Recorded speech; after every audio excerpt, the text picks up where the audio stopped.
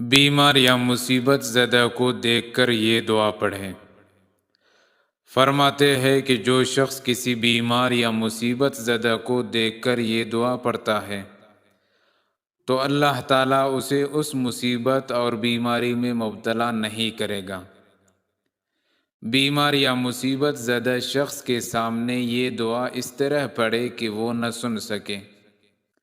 وہ دعا یہ ہے: الحمدللہ الذی عافانی مما ابتلاک بہ وفضلنی علی کثیر ممن خلق تفضیلا۔